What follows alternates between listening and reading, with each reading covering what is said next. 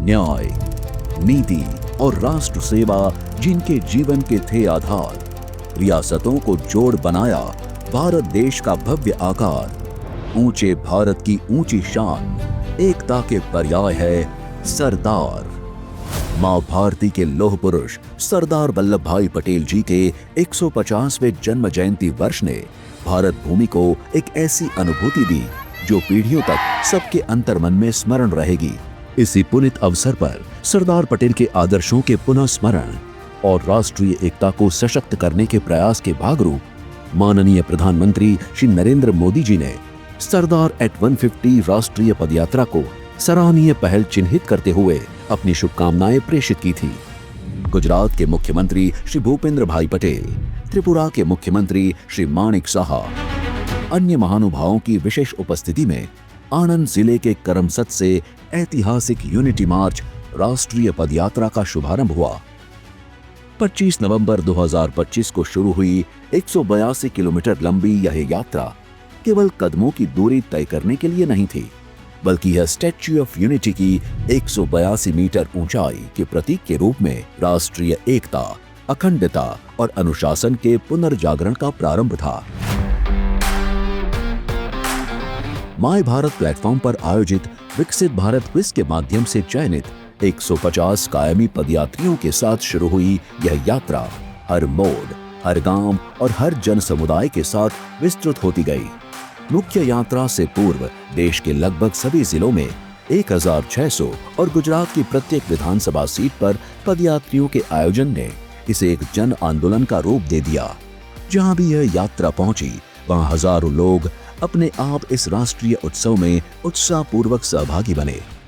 विभिन्न समाजों द्वारा फल फूल, जलपान और सेवा भाव से किया गया स्वागत जन जन की उस एकता का प्रतीक था जिसे सरदार साहब ने अपने जीवन में जीवंत किया था। यात्रा के मार्ग पर प्रतिदिन सरदार गाथा सभा और ग्राम सभा के भावपूर्ण आयोजन हुए। विभिन्न विषयों पर आधारित इन कार्यक्रमों में राज्यपाल, केंद्रीय मंत्रीगण और अन्य महानुभाव शामिल हुए, जिन्होंने सरदार पटेल के योगदान, त्याग और राष्ट्र निर्माण के अध्यायों से जनता को परिचित कराया।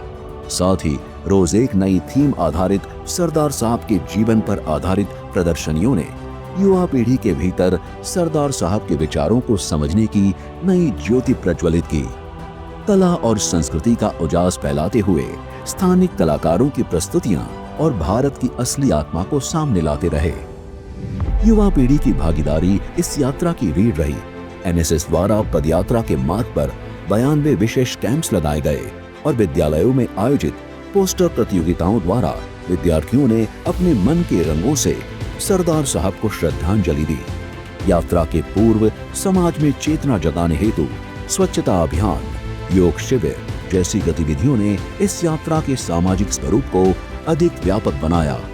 यात्रा के दौरान पर्यावरण संरक्षण और इतिहास को जोड़ते हुए सरदार स्मृति वन का निर्माण किया गया, जहां भारत की अखंडता को सुनिश्चित करने में योगदान देने वाली 562 रियासतों के स्मरण में पौधे लगाना एकीकरण के उस अमर क्षण को धरती पर साकार करने जैसा था। यूनिटी मार्च ने पदयात्रियों को अनेक अनमोल सीख प्रदान की। प्रधानमंत्री श्री नरेंद्र मोदी जी के स्वच्छ भारत मिशन को आगे बढ़ाते हुए पदयात्रियों ने रास्तों की सफाई की और अनुशासन का परिचय दिया। यात्रा ने सामाजिक समरसता और श्रम सम्मान का भी संदेश दिया, जिसके तहत गांवों में स्थानीय कामदारों और श्रमिकों का सम्मान कर समाज को आत्मनिर्भर बनाने की भावना को दृढ़ किया गया। करमसद से केवड़िया तक की यह 182 किलोमीटर की यात्रा जब 6 दिसंबर 2025 को अपने अंतिम पड़ाव पर पदयात्री सरदार साहब के चरणों में श्रद्धा सुमन अर्पित करेंगे, तब यह केवल एक कार्यक्रम नहीं रहेगा, बल्कि यह भारत की सामूहिक चेतना का उत्सव सिद्ध होगा। ये एक ऐसी यात्रा होगी जो लाखों दिलों में सरदार के स्वप्नों का विकसित भारत बनाने के सर्वोच्च संकल्प को सार्थक करेगी।